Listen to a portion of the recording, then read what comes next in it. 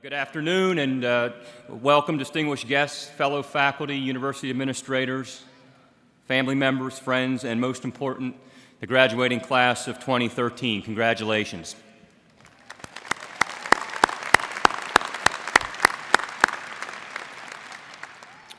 So I was called to the provost's office a few months ago and told that Associate Provost Ron Strauss needed to see me today as soon as possible and that it was important.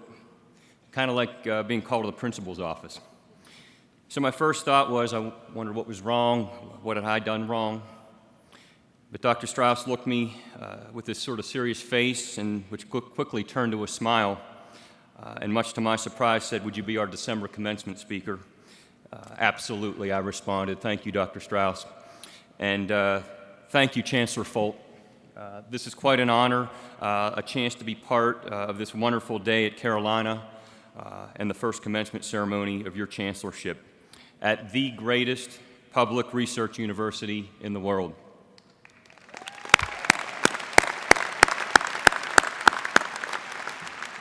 And if you don't believe me, you're about to realize the truth in this.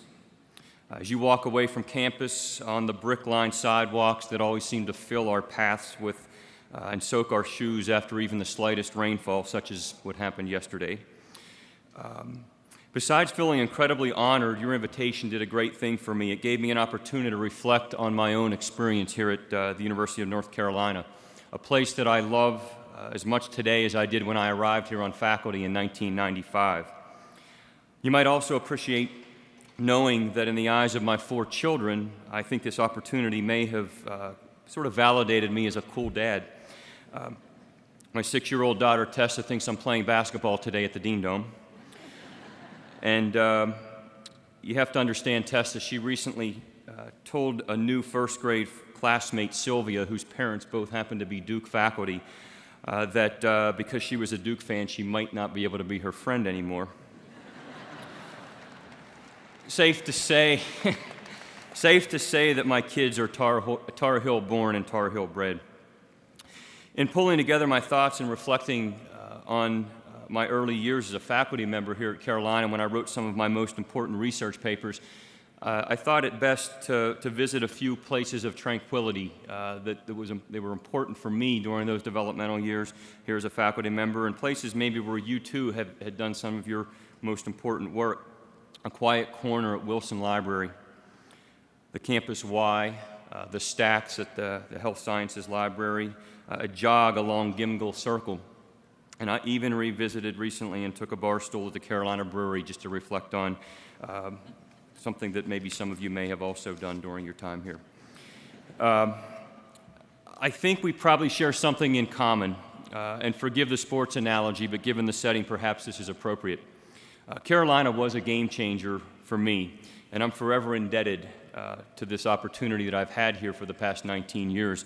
It gave me the freedom as well as the support to study a topic, sport concussion, that no other university wanted to even begin to address back in 1995.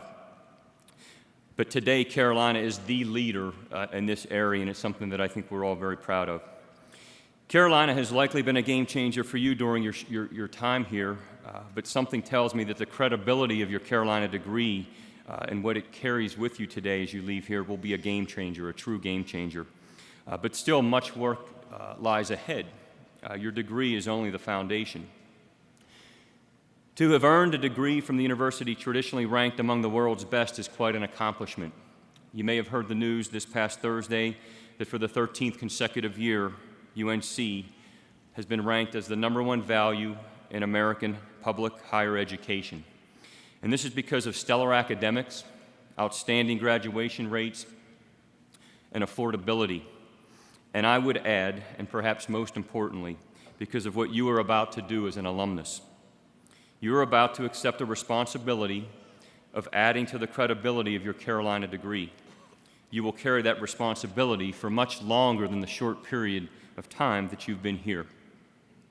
We often hear about the quote-unquote Carolina way. It likely means something different to each one of us, and I hope that you'll ask yourself what that actually means to you.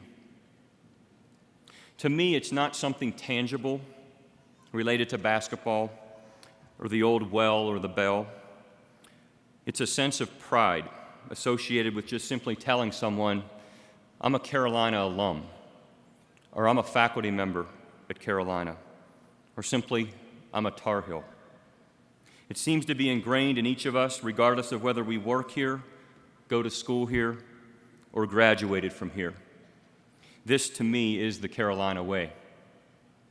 As the old adage goes, there are few certainties in life, but I have an exception to the rule. When you walk out of the Smith Center today with your Carolina degree in hand, you're entering a world that's counting on your integrity. Integrity, I'd like you to stop and think about that word. You're surrounded by it today with some of the most important people in your life, your family, your friends, and your faculty mentors. And I hope you'll reflect on that. And staying true to commencement speeches, I'll share with you some advice from my own experiences. Carolina is a place that has armed you with skills to advocate for yourself. To the undergraduates,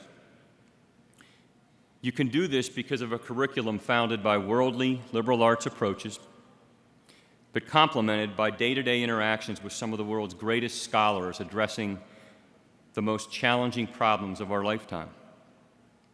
To the post-baccalaureates, you have benefited from these world-renowned scholars who have trained you as the next generation of problem solvers, entrepreneurs, inventors, and educators. What might this equate to? Well, if you've been paying attention, you can probably win just about any argument on just about any topic using sophisticated methodologies and a hypothesis-driven approach.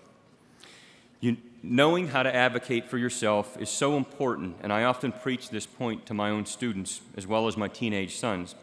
Advocate for yourself, but do it tactfully and methodically without boasting or promoting. Learn how to effectively build a case for yourself and your mission, and you will capture the attention of the people who can take you places. My second point, deferred gratification, or paying the price now to reap the reward later. I've shared this advice with several of my own students over the past 19 years.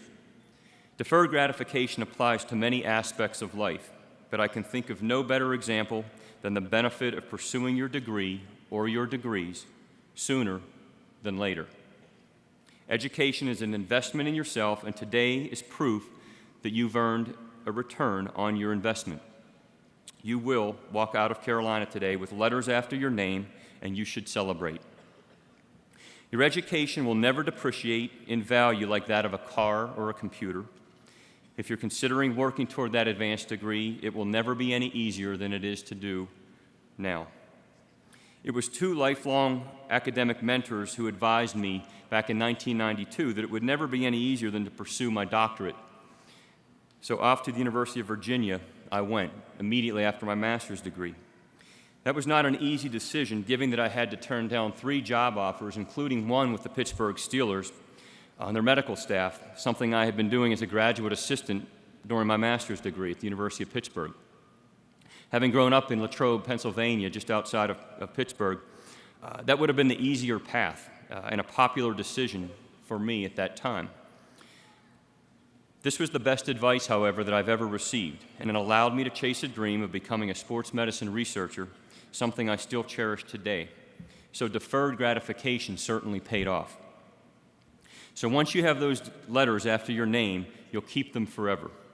The next set of letters, be it an MS, a PhD, an MBA, an MD, a JD, or whatever other advanced degree you might pursue, they can take you far. Third, I'd like to say a few things about another important principle, surrounding yourself with good people, which has been a key to my success and will likely be important to most of you. Regardless of the endeavor, make sure that you surround yourself with people whose values match yours and for whom you trust, but those who also trust you. As a university professor, researcher, and administrator, the biggest challenges I face usually involve conflicts around distrust between individuals. I often find myself wondering how different the situation may have played out if people simply had just trusted one another. So take time to get to know the people around you before you sign on for anything that will be investing your personal time, energy, and money. I'm not suggesting to necessarily surround yourself with people who think and act just as you do. Good people are those who you trust and who will challenge you to be the best person that you can be. So tying together advocating for yourself, deferred gratification, and surrounding yourself with good people, I'd like to share a short personal story. In 2005 and 2007, I published, along with a group of 5 colleagues, 2 research papers that have defined my career as a neuroscientist. The findings of my research outlined in these papers appeared to be incriminating toward arguably one of the most popular and profitable industries in America, professional football. Yes, the NFL. It was the last thing the NFL wanted to hear, and the league's own medical committee immediately began dismissing our findings and trying to hire other doctors and scientists to put the fire out. The NFL was in damage control mode. Its committee members began pointing fingers at our research and even initiated its own study. This was described as industry-funded research at its best. Some members of the league's committee even suggested that we were out to ruin the sport of football. It was a difficult time for our research group because we knew our research was solid and we refused to be intimidated and just walk away. The irony of this is that my 3 boys at the time were playing Pop Warner football. And if I wanted to paint this ugly picture of the game, why would I possibly allow them to participate in this sport? All along, we claimed that our goal was to identify risk factors for concussion and the long-term effects to help improve safety in sport, and to help, in many ways, to preserve the sport of football, to simply advocate for better research and for a safer game. So what did we do next? We didn't go to battle with the NFL. Instead, we surrounded ourselves with more good people, people that we trusted, to expand our research program and eventually corroborate the findings through longitudinal studies to help find interventions to help protect players from concussions and the long-term effects. The most rewarding aspect of this has been that our research has had a trickle-down effect to youth sports, and there's now a heightened awareness around concussions in sport that is likely saving lives. Oh, and by the way, that old NFL committee does not exist any longer. And our research team at your soon-to-be alma mater is leading the NFL's research in this area. Our research